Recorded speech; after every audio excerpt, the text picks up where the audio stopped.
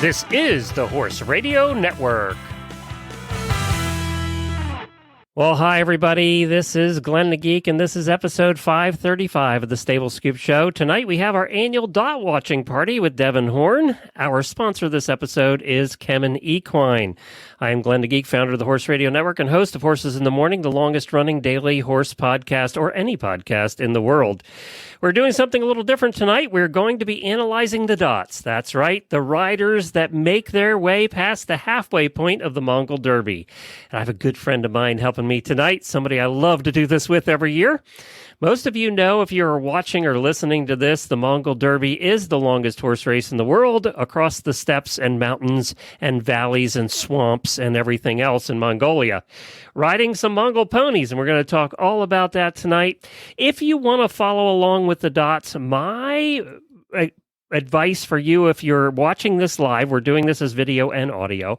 So if you're watching this live, you can go to the Mongol Derby website, just search up Mongol Derby 2022 and click on the little lines at the upper right-hand corner and then click on live and you'll see the map. You'll get to follow the dots. We're going to bring that up tonight and show you that as well. But first, if you are watching live, please post where you're from. And we'll actually, Devan and I can see the comments, so post where you're from, and we would love to your first name, because we don't always see the names. It just says Facebook user for a lot of them, and we would love to know where you're watching from. And if you have a relative or a friend riding, let us know, and we'll try and talk about them a little bit too. In the meantime, we have my co-host here tonight who, again, I think we've done this for years and years and years. She's a 100-mile ultra runner, black belt, ultra long-distance endurance rider, and many-time Mongol Derby veteran because she's a glutton for punishment. We have my friend Devan Horn. Hi, Devan. Hey, Glenn. How's it going? Good. So good to be doing this again. I know. Another year, another Derby. I have so missed this through the pandemic. Now, we have done them sometimes when you've been over there doing your thing. So we've covered you doing this as well. I think this is probably our 10th year doing this. Really? It's been a long time. Where has my life gone? So we're going to talk a lot tonight about the different things going on over there, what the atmosphere is like. They've just passed the halfway point now. And who's in the lead? You know some of these people, so we'll talk about that as well. We have Barb from Wellington, Nevada, Rosemary from Essex, Vermont. We have Kathy from Ocala. So we have a bunch of people joining us tonight. Thank you all for joining us. We really appreciate it. So you've done this 3 times, if I remember right. That's right. I have ridden the Mongol Derby 3 times. I have 2 second-place finishes and 1 DNF, which is a did not finish. So. And for all of you that don't know Devan, 2 second-place finishes still gets in her craw a little bit because she's very proud of that. But Devan likes to win things. So I do really like to win things. I gave it everything I had. But yeah, you almost killed yourself the one year. Yeah, sure would have been nice to say I'm a Mongol Derby winner, but not in the cards. What's the name of that documentary you were in? Yeah, one of my years they followed the race, and it was set into a documentary called All the Wild Horses. Of course, they did it the year that I didn't finish. So if you'd like to see me throw up a lot, you can Google it. It's on Amazon Prime. They left those all in too. They seem to like that. I have some really great like slow-mo chunder points. It's like the only thing on my history for IMDb. It's incredible. That's funny. So yes, it was a dramatic. It does show you how hard it is, though. It does. Yeah, no, there's no hiding that. This race is grueling. It's 1,000 kilometers. It is the longest and toughest horse race on the planet. Every single person who makes it just to the start line is an amazing equestrian and survivalist. It's hard to put into words when you're sitting here having a drink, watching a dot, how difficult it is to really do this race. Let's talk a little bit about that. You have to apply and be accepted and pay a lot of money to do this, right? Yeah. The entry fee, I believe, is sitting around $15,000 American. And every single person who is in the race this year passed a rigorous screening of interviews and, okay, what kind of rider are you? What have you done?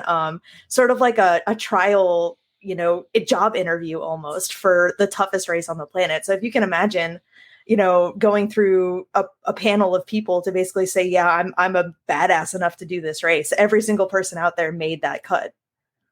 And they've waited because it's been postponed a couple years. So this is the first year back. So some of these people may have applied in 2020, 2021, and now 2022. So they're doing 2 races this year. This is the first. They are, yeah. So there's 46 people who started this race 5 days ago, and 37 people still in at this time. There you go. And there's going to be another one in a couple of weeks. Yes, there's an August edition for all the people who didn't get to go last year. So there will be 2 Mongol Derbies this year. And that's really hard on the support crew as soon as that's hard on. I just imagine that they'll sleep for a week straight in between. I've been hearing from our friend Eric. Eric is like a legend if you follow Mongol Derby. He's over there every year. He's part of the organizing crew, really. He's part of the crew over there. He practically lives in Mongolia the other parts of the year anyway. And he loves us for some reason, and I hear from him almost every day. So he said it's been interesting this year. It's been keeping him busy. So yeah, and just as a plug, he also leads expeditions that are way more sane than the Mongol Derby. He does, horseback expeditions to the reindeer tribes, to the eagle hunters, all sorts of things. So he really lives and breathes Mongolia. He's a fascinating dude. He is. You could do a movie about him. He's a fascinating dude. He you really absolutely could. Yeah. Yep. All right, let's go over this year's Mongol Derby and talk a little bit about it. We're 5 days in. Now, how long do they have to finish this thing?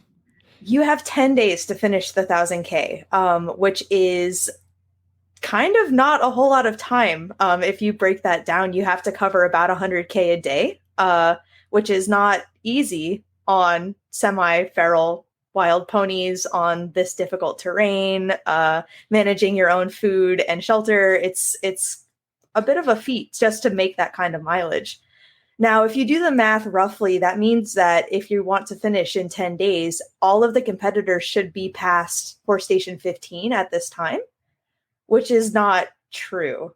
We have quite a few competitors who are, strung out between stations 14, 13, 12 right now, which is not great news for their wishes to finish within 10 days.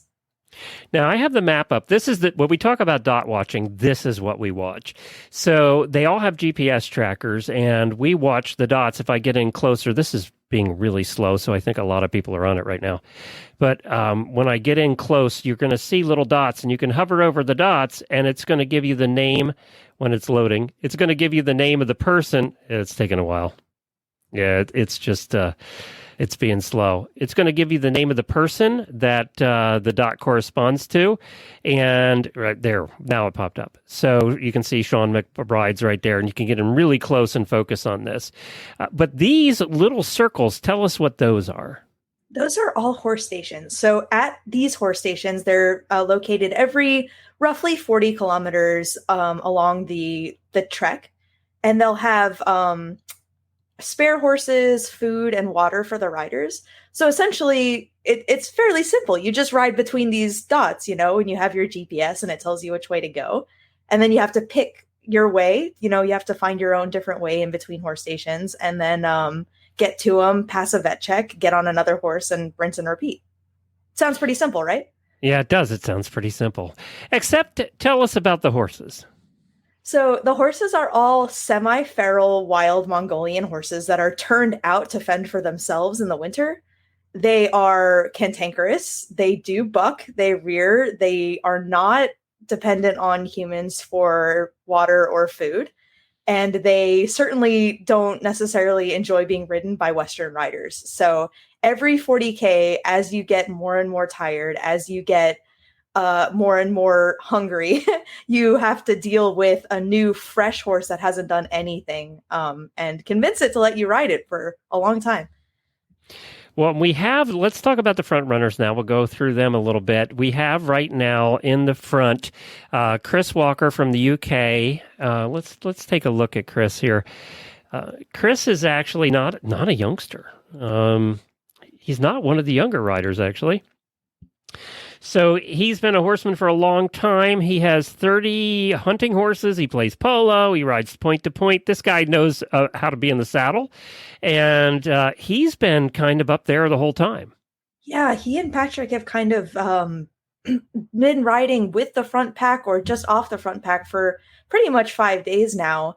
And they made sort of a ballsy decision last night. They came into horse station 16 and vetted through with about 18 minutes to spare on their riding time for yesterday and decided to ride out.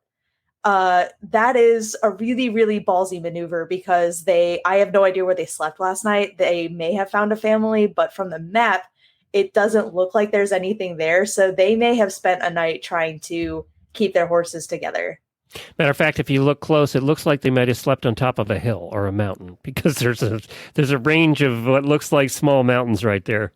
I have no idea where they spent the night. It does appear that they're moving this morning, which means that they probably have their horses, which is not a surefire thing. When you're sleeping out on the Mongolian steppe, it is very easy to lose a horse and have it wander off in the middle of the night. I have seen them canter full out with three-legged hobbles on. So it's so difficult to keep them. And so if they're moving this morning, I have good faith that they were able to hold on to those buggers. Now, or they're walking really fast. Or they're walking really fast. Or they're on a motorcycle looking for their horses. Yeah. All of those things could be true.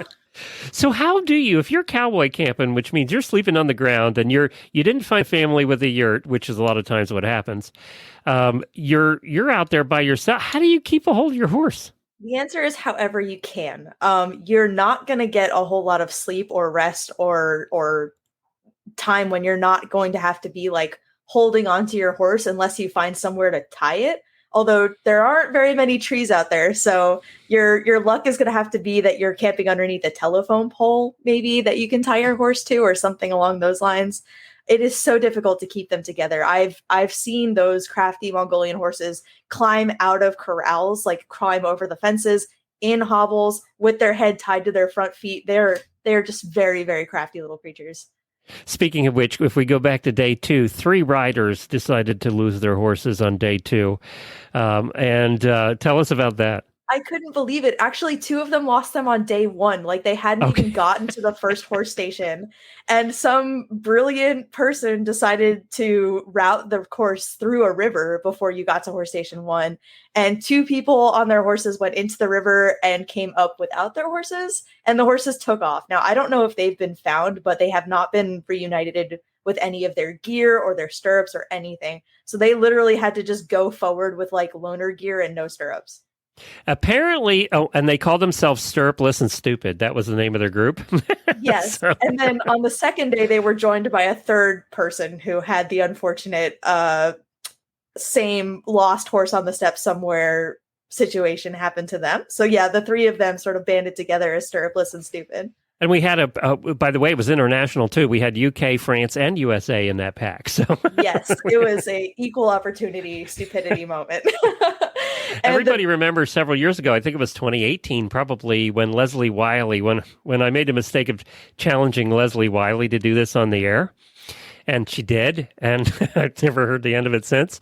But she lost her stirrups and rode for, was it 30 kilometers or something, stirrupless at a gallop? I mean, she was just nuts.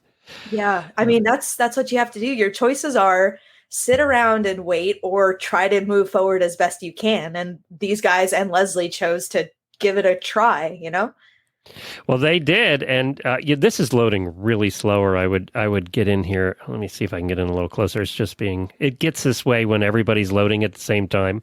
Yeah, everyone must be checking in. It is 7:45 a.m., I believe, local Mongolian time. So everyone is just starting to get up and, be in the saddle and get out there. So it's a very popular time for people to check in. Well, let's do this. Let's go over to the race news for day 5, and I'll try and bring that up. In the meantime, let's talk a little bit about the others that are in the lead pack. So we have Chris Walker from the UK and Patrick Heffron from Ireland. They are the 2 that are in the lead. They are the ones at Cowboy Camp last night, we think, out in the middle of nowhere. The rest of the group actually stayed at the horse station 16 and then left at 7 o'clock this morning. And there we have Sean McBride from the UK. We have Deidre Griffith. Now, she has a story too, right? From the United States? Absolutely. Yeah. So Eric, you were talking about Eric, being a good friend of the show. He's been passing us updates back and forth. And one of the things that he said was, oh my gosh, Griffith. Yes. She started out in last place on day one, and just has slowly but surely gone through the pack up into the lead pack, the chase pack, which is incredible. And and so she passed everybody pretty much. Yeah, pretty much. She just said she waved up to them as she went past and said, "Goodbye, friends. I'm going to the front." So she's made enormous. I mean, obviously she's picked it up. She was a guide at a dude ranch in Wyoming for a lot of years, and that's where she met her husband, and they have 2 little kids right now too. So she's had some time in the saddle. She knows about riding in wild places for sure. She absolutely has, and she's one of the people who I had kind of been coaching a little bit and sort of like talking back and forth with her this year, just sort of like giving her pack lists and stuff. And she sent me on like at 3 a.m. on the start line, she was asking me like last minute navigational questions. So apparently it worked. She was definitely like in it to win it. She really wanted to be competitive and was asking awesome questions and doing some really amazing training and really wanted that competitive edge. So it's really cool to see that something has really clicked and she is really getting it and becoming, one with the race, as it were, out there. So very cool. And then we have Wilhelmine from South Africa's in that lead pack. Tiffany Atterbury, that's the one from Ocala here, who's a veterinarian, happens to be a veterinarian at the farm where we keep our horses. And she has a large, I see a couple people posting from Ocala. So I think she has a large following here in Ocala. Yeah, and Wilhelmine was one of the people who did the COVID Derby over the quarantine years. So she's been training really hard and doing a lot of kilometers. I know because I logged them for her. And she's just been doing an incredible amount of training. So she's definitely one to watch as well. And, the South Africans have notoriously done very well in the Derby. Yeah. Yeah, their endurance scene is epic over there. I've had the luck to go over and see firsthand, but they are some serious endurance riders. We have Howard B., whose name we don't say because it's 85 letters, from Australia. And you predicted when I had you on the show last week that he would be in the front. I did, yeah. He's a cattleman.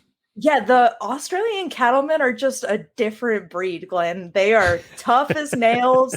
I just assume that they wrestle crocodiles like all the time because every time I meet one, Kathy Gabriel is also a cattleman or someone who lives in the bush of Australia, and she's tough as dirt as well. It's just something in the water, I guess. Well, Tyler Donaldson, Australian, is up there, and Sam Edney, who's from New Zealand. That's a female Sam. She's up in that lead pack as well. So, some of them will drop out. That's what happens in the second half. Describe the difference. Once you cross day 5, how are you feeling? And are you in a rhythm or do things just start to hurt more? It really depends on the person, I'd say. Some people get past day 5 and then it kind of feels like it's downhill, like they've passed the halfway point and they have a second wind and it's feeling okay and you sort of understand the horses now. And some people have a lot of, chafing and soreness and just injuries at this point that just progressively get worse and worse. So for some people, this will feel like a breakthrough, and other people, this will feel like a descent into hell. Like, oh my God, I got 4 or 5 more days of this. Right, exactly. Yeah. It does appear, so kind of explain this. We have to take a commercial break here, and then we'll go through that blog, the pictures. I want to show the pictures to everybody from day 5, because there were some incredible pictures that I think you'll be able to comment on. But so there seems to be a larger group trailing behind the halfway point at day 5 that haven't made it to the halfway point yet. It seems like a larger group than usual. Is there a reason for that? Yeah, so my understanding is that the equestrianists have sort of cut the riding hours this year. In previous years, riders were allowed to ride between 7 a.m. to 8 or 9 p.m. at night. And this year, I think they're cutting off around 7 or maybe even 6 in the evening. And now this choice was probably made because of how difficult it is to corral people in the evenings in Mongolia. and how dangerous it is to have crews running around at night. So I can definitely understand why this choice was made from a safety and logistics standpoint. However, I'm just not sure that it's giving the riders and competitors enough time to really cover the ground that they need to. The ones that are moving a little bit slower than the front pack, the guys who are not cantering from station to station. So I feel like I've heard a little bit of rumor about them extending some riding hours. Well, it did look like they did announce that today. They're going to extend today by an hour, they said. Yeah, that's great. To really give the back of the pack and the middle of the pack, the people who really are committed to riding every step of this adventure and finishing, with an official finish in a place, give those guys a chance and a little bit more time to get some ground covered in the daylight, as long as everyone's safe, Well, one other thing, we'll go to commercial and then we'll come back and take a look at the blog post they did. But there was a mother-daughter team we talked about last week on Horses in the Morning, and they had to pull out, I think, on day 2. So that was Janet and Nancy O'Neill. Did you hear anything about why? They didn't post anything about why. Yeah, so this is the story that I've pieced together so far, is that Janet was having a couple of asthma-related issues on day 2. They went ahead and medevaced her to Ulaanbaatar for a little while, and then she rejoined the race in the hopes that she could get back out there and go, but it was just not to be. As a guy with asthma, when you start having those issues, it sucks. Yeah, and of course, there's no way to tell when you're sitting in Canada what's going to set your asthma off in Mongolia. There's just no way. So. That's true. All right, let's take a little break. You can hang loose there, and we're going to be right back after we hear from our friends at Kemin Equine. People are really stressed out right now. This might not come as a surprise, but your horse gets stressed out too.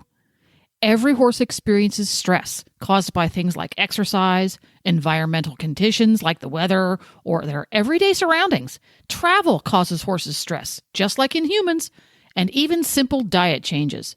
All of these variables contribute to the stress levels of your horse. This might also come as a surprise, but you can help reduce the negative impacts of stress by feeding your horse chromium every day.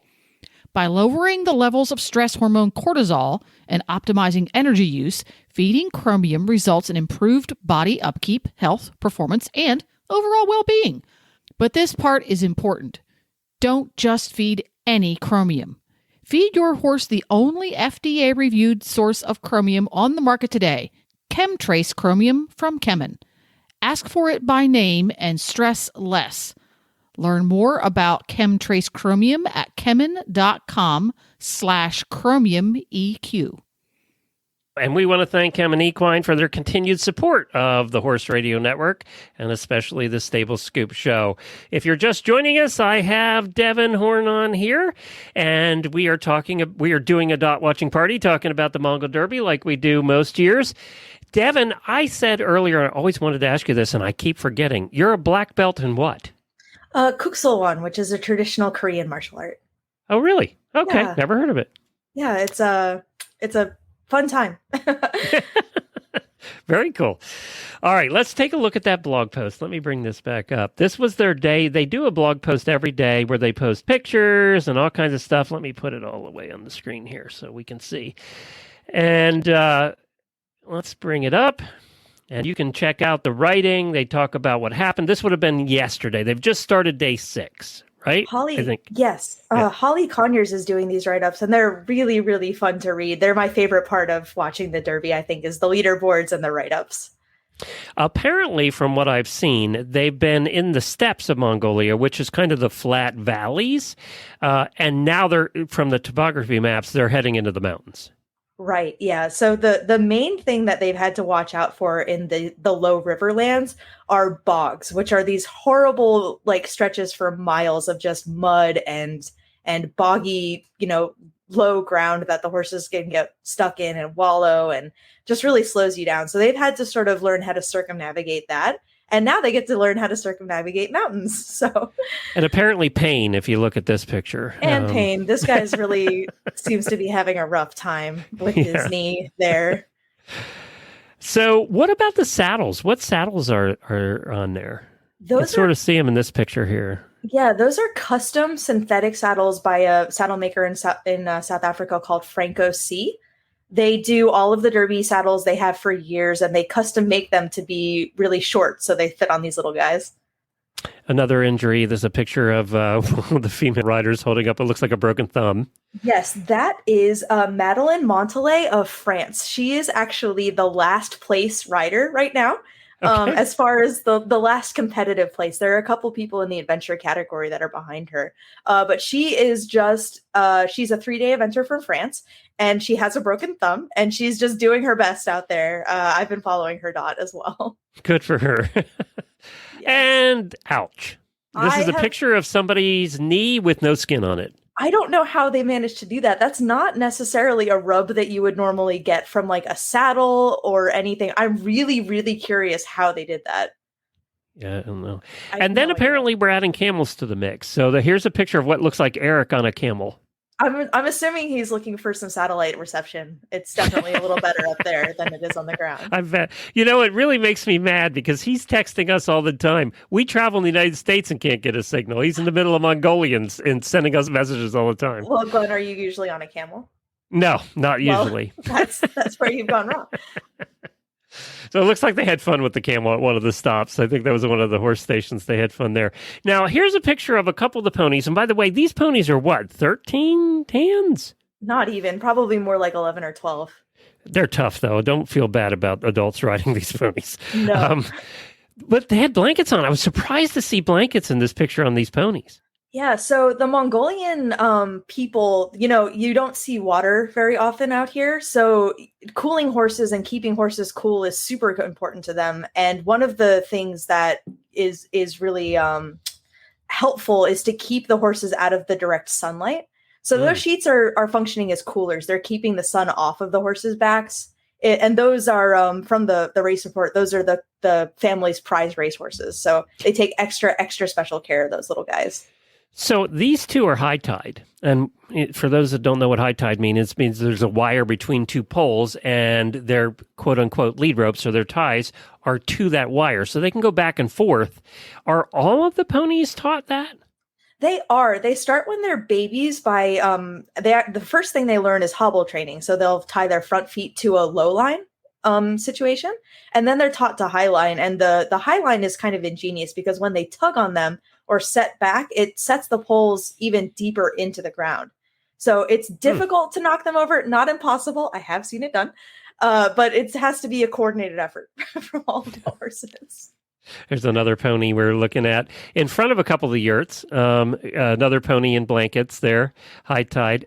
And now we're looking at a rider who is completely covered from head to toe. Either it's really cold there or she's trying to hide from the sun. She is trying to hide from the sun. The same as those Mongolian ponies are covering up from sun scald, she's doing the exact same thing. She does look like something out of Mad Max, though. Yes, I'm sure some of it was an artistic choice. All right, so here we're looking at a picture riding a pony. You can see the yurts actually way off in the background there, but it's a valley. You can see the water you were talking about, the swampland, basically, and then the mountains in the background. It's a beautiful picture, actually. Yeah, and I believe this is Wendy. I can't remember if this is a Wendy picture or not, but one of the things that I love watching is the rider position and how it changes throughout the race. So usually it's one or the other. At the start of the race, people are usually either leaning a little bit too far forward or a little bit too far back on the horses, and it kind of looks like they're still sort of getting the stride of it. And then by day 5, everyone looks just like this. Everyone looks like they are working with the horses together in a really nice cadence to me. So I love watching that. I love watching the riders just like click and get it. We'll take a look at a picture down below that isn't that right there. Okay. So here's just more pictures of them coming across the steppe, which is either a kid in the foreground or a scarecrow. I'm not sure which. I think it's a Mongolian kid. They get so excited for this race. They love meeting the people and, messing with our tack and stealing flashlights and just, it's just an exciting event for them, And you guys all carry GPS, I assume satellite GPSs, right? Garmin's or something? Yes, Garmin's. Yeah. So that's how you navigate? Yes. So essentially there's no set course. There's no flags to follow. You have to choose, for example, in the background of this picture, if the GPS dot was on the other side of that ridgeline, you would have to choose how to get across that ridgeline, whether you wanted to tackle it face on, whether you wanted to try to go around, that kind of thing. So When we looked at the map earlier, we have the two leaders who decided to go what looked like through the mountains, and then the rest of the pack that was coming up behind them looked like they were going around and down a valley between the mountains. So they choose how they want to do that. And there's no telling which one's going to be faster until it's already done, Yeah, because this is not a set course. It's not like we're running the same course every year. No, the courses actually remains sort of like a secret until race day briefing, and then you sort of know where you're going. So I like how here's a picture of a pony way in the distance in the grass, in what looks like grasslands, and then a little shack right there in the middle of nowhere. Yeah, that could be a dwelling or it could be a supply shack. I have no idea. Yeah. Do they move around? Do the families there move? Yes. The herders are nomadic, which means that they'll move based on herds and grass availability. Okay, so here we have a rider coming through what looks like a stream with the pony up to, above the pony's waist. How many stream crossings do you have usually? There's no telling. It just depends on where the course goes. It looks like from the photos, they've had quite a few river crossings, including the one that swept away someone's horse. Oh, really? Two people's horses, or at least the horses got into the river and got out without their riders and took off on day one. So yeah, rivers are great. They allow you a chance to let your horse get a drink, to cool them off a little bit, get their heart rates nice and low. But it is a risk, of course, getting in there because the ponies might not want to get out. We were looking at a picture of one of the riders grimacing a lot while the vet is checking the heart rate of the horse. I'm not sure what that picture was about. I'm not sure either. Here's a classic picture that you're going to see at every Mongol Derby 100 times, and that's the rider looking back and waving at the camera as they're flying by. I love these pictures. These are my favorite pictures from the Mongol Derby. It takes a lot of guts to take both hands off the reins. And then we have a rider walking into a horse station, leading the pony. How often does that happen? Do you have to give the ponies a break? That's Kathy. That's one of Kathy Gabriel from Australia. She is walking to give her horse a chance for his heart rate to come down. A lot of times, if they're not used to being ridden or a little bit more feisty, it's actually helpful to just leave them the hell alone, and then their heart rates will come down more so than if you're fussing over them. So that's what she's doing in this picture. She's walking him into the station, giving him a chance to relax, letting him know his job's done for now so his heart rate can get nice and low. And, for the most part, these are not ponies that like to be loved on anyway. So leaving them alone is a better plan. Yes. Yeah. This particular picture is something you see a lot at the Mongol Derby, and this is a picture of a rider who apparently has just gotten on, and the pony is trying to buck her off enthusiastically. Yeah, that happens a lot. I don't know that anybody's lucky enough to get through the Mongol Derby without their pony pulling some sort of shit. They are feisty little buggers. They're hot. They're temperamental. They're virtually unchanged from the war horses that Genghis Khan conquered Eurasia with. They are meant to work. They're wild, and they are really just little forces of nature. So you have to sort of try to get along with them. And sometimes that works, and sometimes it's kumbaya, and sometimes it's absolutely not. Okay, we had a couple questions. Must you be mounted when you arrive at a station? That's no, right? You can walk into the station. No, you can walk in if you'd like, from a mile, quarter mile, whatever feels right to you. You're more than welcome to walk your horse in. And then we had a question mark. It says vet station question mark. So kind of explain what the horse stations are. Yeah, absolutely. And I'll show the map here then too. Again, I think we were about done with the pictures. There's a bunch more of just riders riding. Oh, we'll get to that one. So when I showed the pictures earlier, you saw the horse stations, all the waypoints that they have to go to. Explain what happens at those waypoints. Right. So the overarching sort of mantra of the Derby is that riders can get as beat to hell as they'd like, and the horses have to be pristine. So the horses cannot be harmed. The horses cannot be overridden. You have to take perfect care, like a Fabergé egg, of these wild horses, which is pretty difficult to manage when you're getting tired and they really want to rock it off all over the step with you. So every time you switch your horse out or get to a new station, they have a veterinarian. It's and their veterinary team is comprised of FEI 4-star veterinarians who will check your horse's heart rate. They'll ask you to have him trot a little bit if that's possible. Sometimes they don't cooperate. They'll check him for any saddle sores, anything to let them know that the horse might be distressed whatsoever. And if anything is found to be out of place, if a hair is mussed on his little head, they will give you a vet penalty, which is usually 2 hours, and you have to sit out, and that goes against your riding time. So it's interesting. We've had another question. What are the numbers on the ponies' butts? It looks like they're, and you can see it on this pony here in this picture. They're tattooed, or it looks like they're branded like our Mustangs are, or some of our quarter horses and things. So that dude has 2 marks. The one on the bottom is either a brand or a knife scar from the guy who owns him. That's going to be like a local Mongolian herder's brand. And then the 7 or the 1 that's on his butt is going to indicate that he's been vetted for the Mongol Derby. So before they check the horses out, they also go over them with the same fine-tooth comb to make sure that they're fit enough to handle the journey. And that grease paint marker, like a cow or an endurance horse at an endurance ride, lets them know that horse has been checked. So let's say one of the horses gets ridden on day 1, right? And of course, these horses then they ride, 40 kilometers? Yes. They ride 40 kilometers and then you get a new horse. Are they ever reused at the end of the race, or once they ride once, they're done? They're done. They just have to do 40K, and then usually the herder will wait until all of his horses come through, and then they'll turn around and go right back home. So they will, get some water, get some rest, enjoy themselves for a little while, and then turn around and go home, because these horses on average travel between 20 and 30K a day just to get enough water and food in their normal daily lives. So, and these are all owned by herders, right? Does the Mongol Derby, does the Eventress, do they pay them for the use of the horses, and that's how they help support the locals? Absolutely, yeah. The Mongol Derby pays the herders for every horse that they lease for the event, and they also pay the herders to host stations. So if one of the Ertus or the horse stations feeds the riders, collects fresh water for them, they pay the locals for all of that support. Like this. Yes. I think they mentioned and I can't remember this rider's name, but they mentioned that he is definitely eating people out of house and home.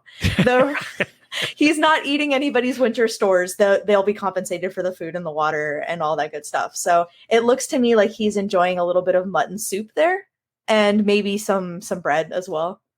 Apparently, it was a big treat because apparently it's mutton pretty much every day.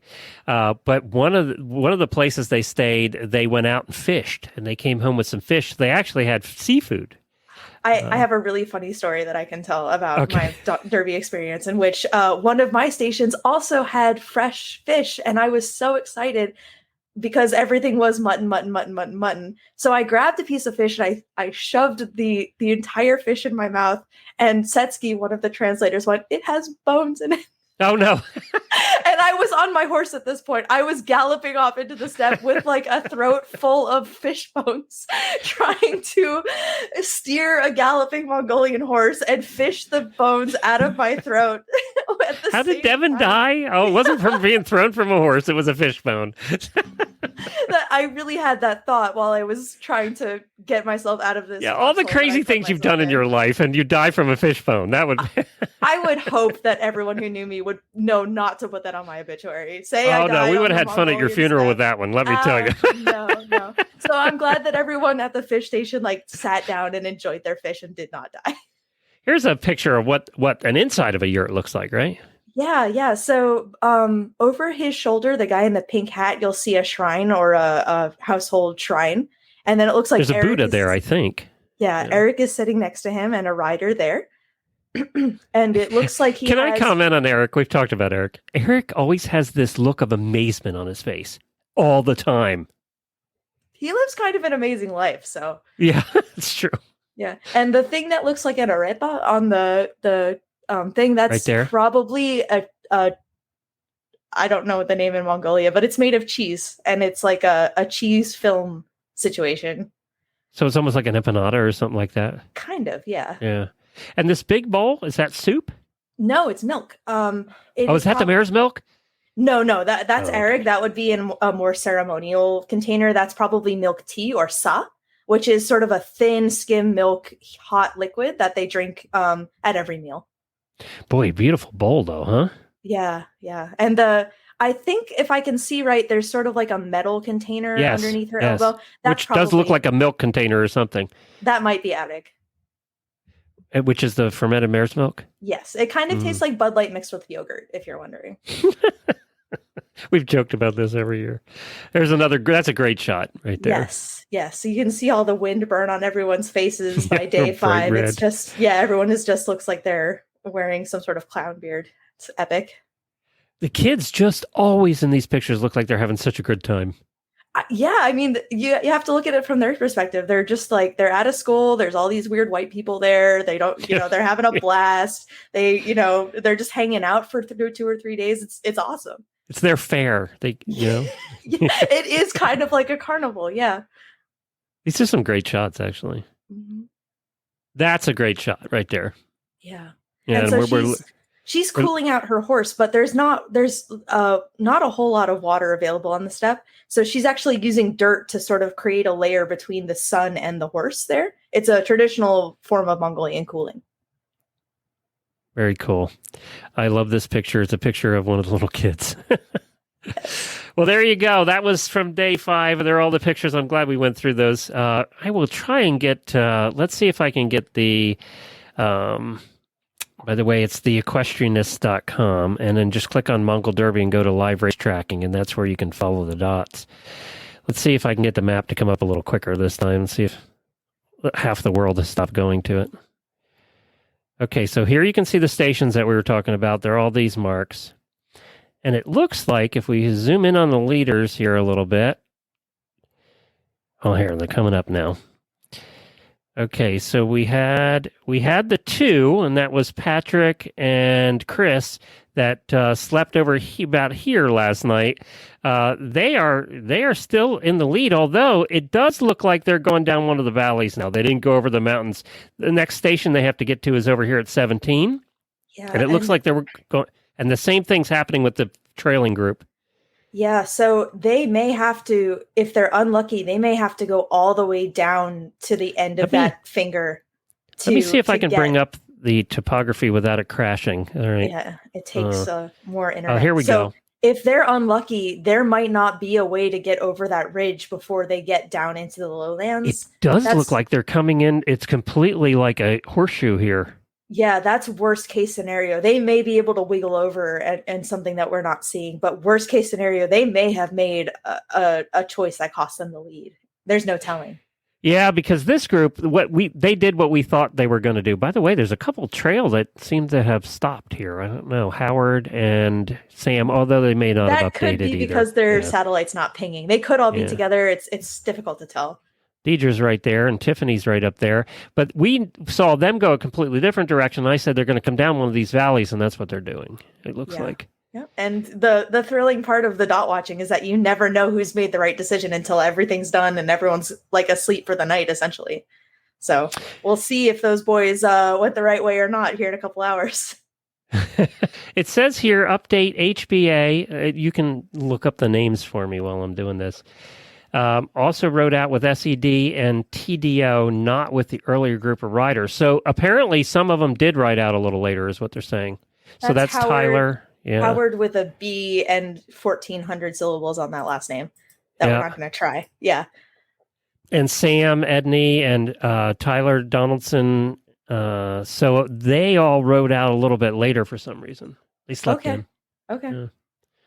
That's what about food? We've talked about this in years past. We haven't brought it up because we haven't heard any stories of massive problems. But every year, every year there's a problem with stomach problems. Yeah, it's a combination of it's a great combination of any time that you do endurance, it messes with your gut and it messes with your metabolism. You don't know anything about this. Yeah, no, I definitely don't know anything about that. But also you have a bunch of people who are switching to an unpasteurized dairy diet, as well as mutton and water that it's boiled and everything in the gears or whatever, or in the stations, but maybe you take water from a different source. So it's all sorts of situations that can go wrong. And yeah, every year I tell riders, like, just plan to have diarrhea. Just bring everything you need to have it, and then if you don't, you'll be pleasantly surprised. And of course, there's porta potties all along the way. Oh no. Oh no. I don't think I saw a single toilet any year that I've done the Derby. It's all slit trenches in the ground. So why aren't there rolls of toilet paper hanging off their saddles? I don't know. It would be smart. It's one of those things that like everyone really politely doesn't mention after they do the Derby. Like when you come home, your friends don't want to hear about how like heinously you had to go to the bathroom. They just want to hear the fun stuff, you know? So if anybody has any questions for Devan or about the Derby at all, just post them, write them below, and we'll see them. I do have somebody that asked, what is the most surprising thing you learned from your first Derby?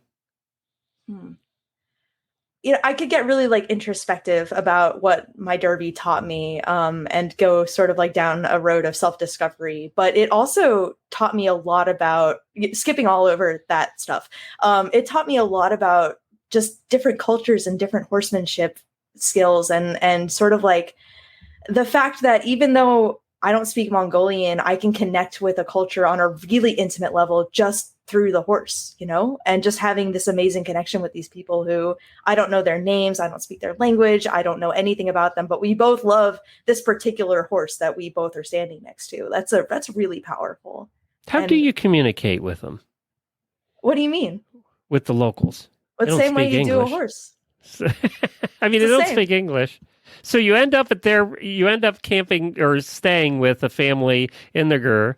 How do you communicate? So some people bring like little notes that say like, hi, my name is Devan. I'm taking part of a horse race. Could I sleep here tonight? Which is awesome. That's a great icebreaker.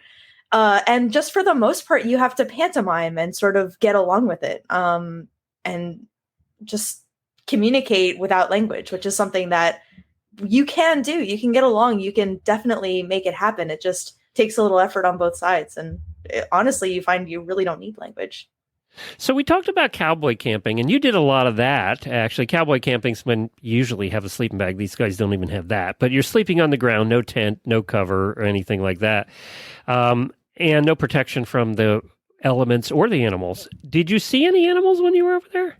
Oh, yeah. I saw wolves and marmots, lots of marmots, all sorts of animals, you know, and the ones that they keep and domesticate. Camels, yaks, goats, sheep, all sorts. Were the wolves a problem? Did they travel in packs? I only saw one when I was doing that northern route up near Russia. That one, they told us to really think critically about sleeping out by yourself because we were in wolf territory. I don't think that these guys in central Mongolia will have to worry about wolves. So you did a backpacking trip with horses on the Colorado Trail, which is 500 miles across the peaks of the 14,000 peaks of Colorado. And you did some cowboy camping there, I think, right? Yes, and there definitely are wolves in Colorado. And bear and everything else. Yeah. That was a fun trip. I enjoyed following you on that trip. Yeah, it was a trip of a lifetime. We recently had the chance to go back and sort of like walk around one of our campsites, and it was just a really emotional experience, a spiritual experience. Yeah, because that's one of the very few long distance trails, hiking trails, quote unquote, in the United States, that and the Pacific Crest Trail that you can take horses on. Yeah. Yep. Yeah. It's only 30 days. So if you're thinking of a holiday, I definitely recommend it. There you go. Go with friends, though. It keeps the bears away. So anything else you want to talk about with this year's crowd? Do you any more people you want to comment on? Or maybe Brandy Dobbin, if you wanted to pull up her profile really quickly. Okay. She is kind of a walking medical miracle. She broke a few ribs on day 1, I want to say, maybe even 2. And it's, I don't know if the medics have sort of like gently encouraged her to stop riding, but she has not. And she is currently at horse station 13. So she's trucking along. Yep, she's still at 13, it looks like. Yeah, and they just keep updating her, and she looks pretty steady in the saddle, but they definitely have diagnosed her with broken ribs, and she's still out there fighting. So definitely my hat is off to she's an eventer. She's tough. Yeah. She's had broken ribs before. Right. How many of these riders are endurance riders and how many are in the other category? Amount of these people have never done endurance before, which I think is just awesome. I think this is incredible that so many people have just been like, oh, we don't need endurance experience. We can figure it out on the way. But all of these people are very fit and all of them are obviously very competent riders. So yeah, it's kind of like the equivalent of me jumping into Rolex and being like, I don't need to know how to jump a horse. Are you kidding me? I'll figure it out. Like, okay, this answered your question. Riding hours today are 7 a.m. to 7 p.m., and they extended that by an hour. So you're right. They must have been quitting at 6. And I see why. If it gets to be after dark and you got to go find them and there's a problem, it's just more difficult on the quote-unquote crew, the chase team, too. You're right. But that's the right move to extend the riding hours and give everybody a chance to ride and finish under their own power. Because that's everybody says, I just want to finish. Nobody wants to be carried forward in the wagon, and saying you're not going fast enough. Giving them more time will definitely increase the number of finishers. So that's really awesome to see. So these people that are straggling way back here, a lot of them will be carried forward, right? They'll have to move them forward. Yeah, a fair number of them will be. And I know they'll fight hard not to be, but at some point the logistics are they're too strung out.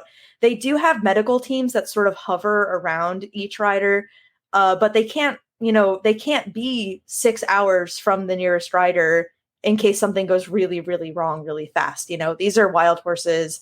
There have been some catastrophic injuries. There have been some emergency situations out there. So they need to keep the riders kind of bundled together so that they can reach them in the event of something awful happening. Well, this has been fun as always, Devan. How many more days do you think till we see somebody cross the finish line? They have all of those to go yet, and that's all mountainous. That's going to be tougher riding. I'm going to put my money on end of day 8. We'll have somebody across the line. So that would be our Friday, Saturday, East time. So probably I would think Friday night into Saturday. Yeah, something like that. Well, we have one more question for you, and then we'll have to wrap it up here. Okay. What's next for Devan? Oh, boy. So I am 8 weeks post-op on a knee surgery. So, of course, I have a hiking trip to if she Peru. showed you her leg, it would be all mechanical. Yeah. She's got this huge brace on. I have, I'm 8 weeks out. And so, of course, I have an 80-kilometer hike in Peru scheduled for October. And then my 2023 is completely booked already with adventures and various things that I'd like to do. So does your husband worry about you at all, or is he just numb now?